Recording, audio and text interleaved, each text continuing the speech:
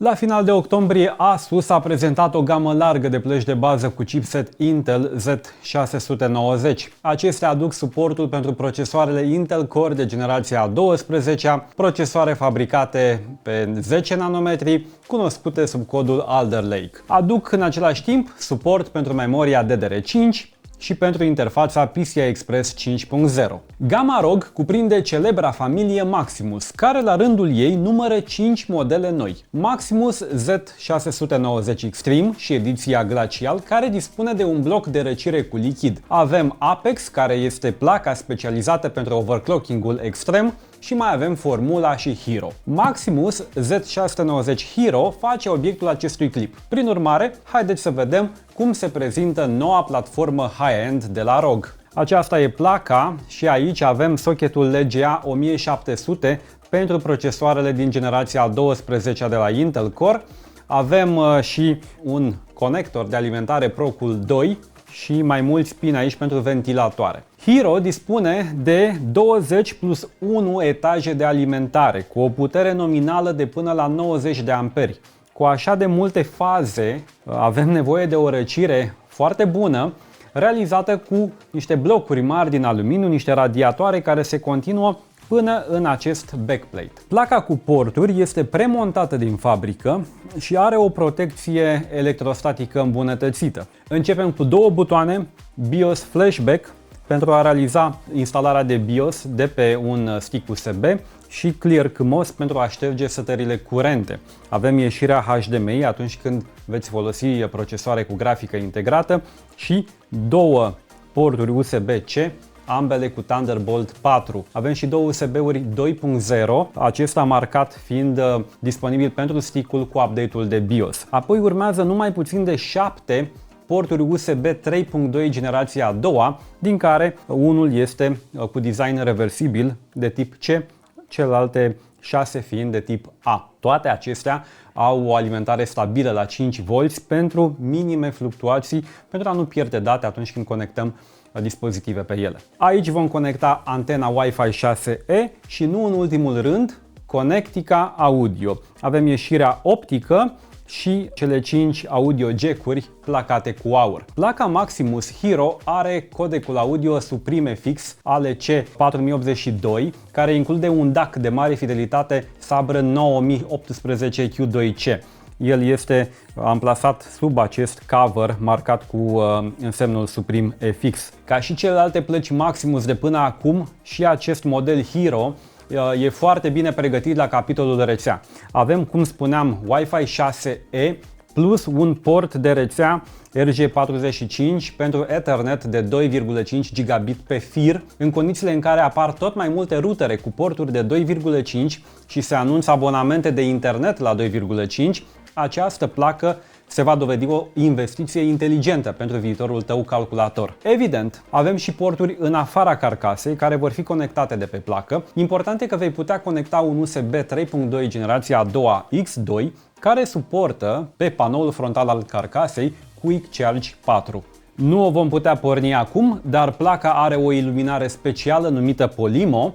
E vorba de un afișaj LED pe panoul cu porturile de intrare-ieșire. Aici avem o matrice cu lumini RGB care va ajuta utilizatorii să impună propriul stil în lumini RGB. Maximus Z690 Hero are 3 sloturi M.2. Vom putea conecta două SSD-uri PCI Express 4 și unul PCI Express 3, însă vei putea adăuga încă două module de stocare prin intermediul unui card special. Vom continua desfacerea cutiei pentru a găsi acest card. Aici se află cardul Hyper M2 de la ROG, care este inclus în pachetul plăcii de bază, și acest card e pregătit să fie populat și cu un SSD din viitoarea generație a 5-a.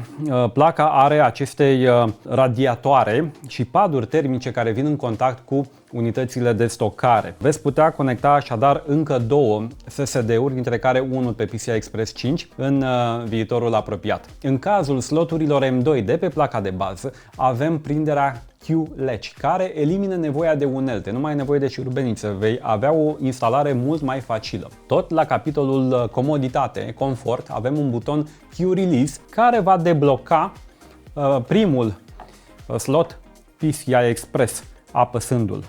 În momentul când îl apăsăm, este tras printr-un cablu acest blocaj pe care știți foarte bine, e foarte greu să îl apeși atunci când placa e foarte lungă, iar sistemul e instalat într-o carcasă mică sau este extrapopulat. Adoptarea interfeței PCI Express 5.0 va fi un proces de mai lungă durată.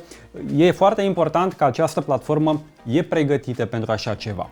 Avem două sloturi PCI Express 5.0, acestea cu Safe Slot, și avem încă unul PCI Express 4.0. Nu același lucru se întâmplă cu memoriile. Modulele DDR5 vor fi disponibile în curând, prin urmare, aceasta e marea provocare, marea schimbare adusă de placă. Cele 4 sloturi de DIMM-uri sunt pregătite, iar Asus a preîncărcat niște setări optimizate, testate împreună cu producători ca Micron, Samsung sau SK Hynix. Noile plăci au facilitatea Asus Extended Memory Profiles, care printr-o simplă setare din BIOS poate crește vitezele de ceas, temporizările modulelor de memorie DDR5 dincolo de limitele lor oficiale. În felul acesta, utilizatorii vor putea extrage până la ultima picătură de performanță din memorii și, evident, din sistemul per ansamblu. Acesta, evident, e doar un clip de preview. Noi așteptăm lansarea oficială a procesoarelor Intel Core din generația 12-a și cel mai probabil ne vom revedea aici cu un build.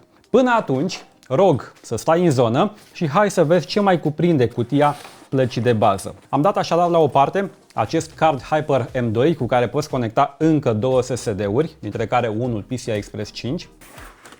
Iar în spatele acestui carton avem toate cablurile necesare și antena pentru Wi-Fi 6E. E o antenă care poate fi poziționată pe birou și poate fi inclinată la diverse unghiuri.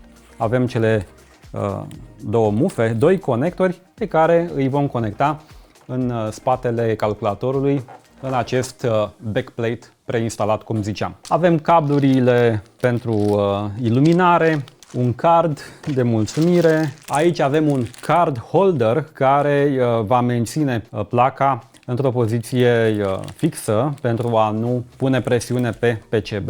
Avem și cabluri SATA, avem aici SATA pe 6,5 gigabit, avem un total de, un total de 6 porturi pe care vei putea conecta hard disk-uri sau unități SATA SSD. Avem și un breloc, un alt cablu pentru ventilatoarele cu iluminare, un riser care ne va face mai simplă conectarea pinilor pentru panoul frontal al carcasei, un șurubel cu distanțator pentru SSD, încă unul, vă spuneam despre acel sistem care nu mai necesită instrument, e un plastic, o clemă care va prinde, va ține modulul M2 pe poziție, mai multe stickere ROG cu grafici interesante și evident manualul. Aceasta e așadar placa Maximus Z690 Hero.